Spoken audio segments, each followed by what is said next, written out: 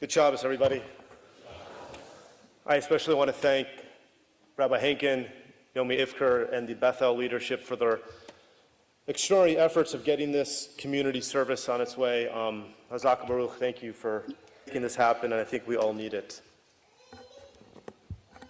It's okay. Like so many of us, we've been glued to the television. Each moment of the war, we're trying to get the latest, any form of information, any form of proof of life. And while we're watching TV and I start thinking about Judaism, we don't add any new holidays in Judaism. Our festivals and our morning observances, they have been fixed for a long time. And even in Israel, the Yom Yom HaShoah, Yom HaZikaron, Yom HaTzmaut, Holocaust Memorial Day, Israel Memorial Day, and Israel Independence Day, these are all civic holidays. These are different than the Hagim. But I said to Rachel that October 7th, 2023, it's going to completely define Judaism. And this may be the first time in Israel and the first time for Jews throughout the world, we actually may see a hybrid of a civic and religious mourning. We're all Jews, we're all movements, we're all levels of religiosity. We're going to be lamenting this period for generations and generations to come. This is our first destruction of the temple in 586 BCE. It's the destruction of the Second Temple in 70, the Spanish Inquisition in 1492, Kishinev in 1903, Baba Yar, and even Kristallnacht. But here is the hardest part. And maybe it was a blessing then, but we didn't live in the age of social media and the constant need to get the images so fast. And here's our hardest part. We're going to be living for this for a really long time. We're never going to forget the brutality of the images. And on the television, the cries from families that have been held captive. We're not going to forget seeing the burnt babies that were sent to the infernos and the beautiful cries the children are facing. And I think this is the hardest part for all of us, is that those hostages in Gaza, I think their families are living with the most evil and painful form of uncertainty. And I think for the first time in world Judaism, we can feel the tangibility of their pain. We are going to mourn. But the hardest question is when and how. And the cruelty of this attack, they're going to completely change the high holidays forever. That once we're done with Yom Kippur, where we are on the calendar year, October 7th could be high holidays are late next year. This is our religious 9/11. And our children and their children, they're going to have to know about this. The Hasidic teachers want us to know about mourning. They want us to know about grief and pain from death. The first form of mourning, our rabbis tell us, is our tears. As Rabbi Abraham Joshua said, this is the most general way that we express our sadness. The second is silence. The pure shock, that feeling that over 1,500 people and counting are not going to be around anymore just like that. And third, the rabbis here tell us that the highest level in mourning is through song and prayer. Crying is our pain. The silence hinders our courage. But once we get to song and to prayer, this is how we are supposed to live our days moving forward. When we recite the Mourner's Kaddish for this fashion, it's our jobs, those who are in mourning, to elevate the soul to each stage of the heavens, and always to keep memories alive through legacy. I've always understood the Mourner's Kaddish as a form to celebrate life. And after all, the prayer itself is about exalting God. And when we think of a loved one, someone who meant so much to us who are no longer here, it's the Mourner's Kaddish that will remember us, their goodness, to remember their qualities that they brought to us. But here is the other thing that I want to tell you. I also understand the Mourner's Kaddish to be the liturgical vessel that may help us say goodbye to the painful things, the adversity we may have experienced, and perhaps some type of closure of learning what not to do. We will need to understand October 7th,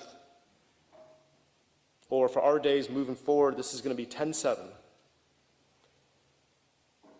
in a fashion of saying goodbye to. If there's any lesson, if there's any possible meaning from the worst time right now for the Jewish life since the Nazis, as Rabbi Henkin said, it's time for us to say goodbye to the divisions of the Jewish community. It's time to say goodbye to the fractions. It's time to say goodbye to labels and identities. It's not about being Reform. It's not about being conservative. It's not about being Orthodox. We're Jewish, period. Or maybe we can say we just have different levels of observances. Again, we're Jewish, and we're stuck with each other. I want us to say goodbye to the politicking, the us versus them internally. I want to say goodbye to how our actions divided the Jewish community for our own gain. I want us to say goodbye to our pettiness, the complaining.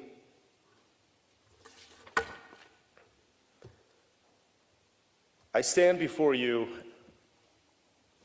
as a rabbi down the street. But tonight, I want you to see me as a Jew, a father, a husband, and a son. And since last Saturday, like so many of us, and it's not my fashion to talk about things personal, but I've been so lost in a black hole of despair that I've never been through. And like so many of us, we've been hit with the brutality of the human condition. And like all of us, I too, regardless of my title, is to make meaning. It's for me as a human being to find more perspective. It's for me, it's time to say goodbye or the best that I can do, is letting go of the qualities that don't help me improve my imperfections. For all the lies that were taken away, it's my joy now, and it's our job to permeate kindness,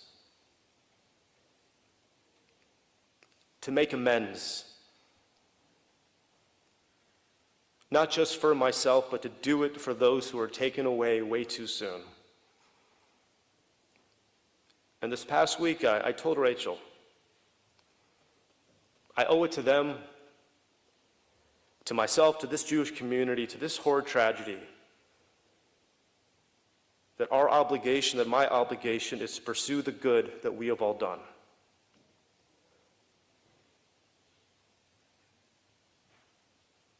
We need to live for them. We need to live to our best selves. We need to live to celebrate the mitzvot, to display righteousness and loving kindness. And I'm often reminded of a midrash, where Moses and Aaron, they were mourning the death of their sister Miriam. They sat in their tents crying and grieving. Moses and Aaron were in such a state of sadness that they couldn't process the task of what they needed to do for the novelty of a freed Jewish community. But it's at this moment when God comforted Moses and Aaron, he was catching their tears, and after time, God said to them, "My children, Moses and Aaron, it's time to get back into the world. Anger, sadness, grief, and bereavement, these do not free us from our duty to live our lives, but we have an obligation to live for the living." It's going to take time for us to live,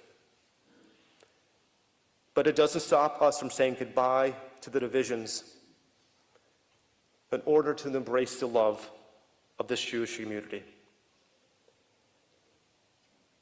What I learned this past week is that we need each other more than ever. And each time we hear the Mortis Kaddish recited, for the next month, months, or year, we know that we're going to feel the pain.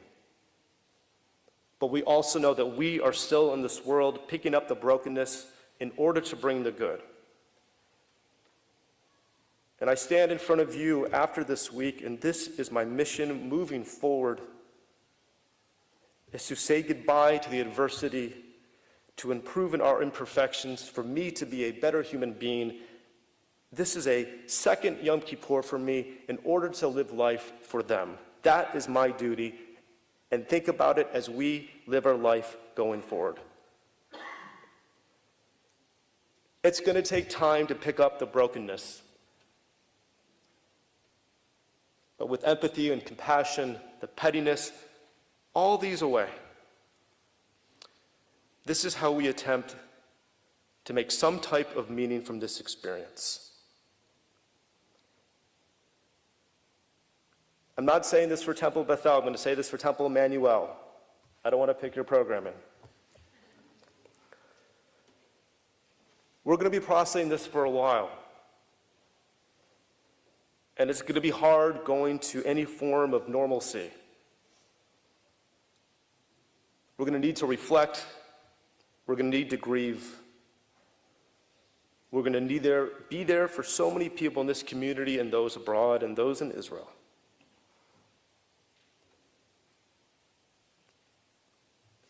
Earlier, you might have heard rumors about Temple Emanu-El and Temple Bethel doing services once a quarter. Some type of community gathering. Once here, then at Temple Emanu-El, in order to bring us together. Never in my life did I think the first service that we would do together would be a day like this. But if there's one thing that we learned, I'm so impressed by these two communities uniting together. May the God of Most High bless this incredible congregation, Temple Bethel, Temple Emanu-El, and the Jewish community. May the God of Most High comfort the mourners of all of Jerusalem and all the world. We say goodbye to the bad and find a way to embrace the good. This is our mission for this week. Perhaps we'll see what happens next week. Shabbat Shalom.